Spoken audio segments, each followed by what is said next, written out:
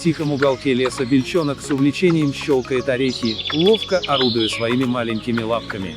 Рядом с ним дятел порхает, словно танцуя между деревьями, и машет крыльями, создавая легкий ветерок. Эти двое, несмотря на разные способы передвижения, находят общий язык в этом уютном уголке природы.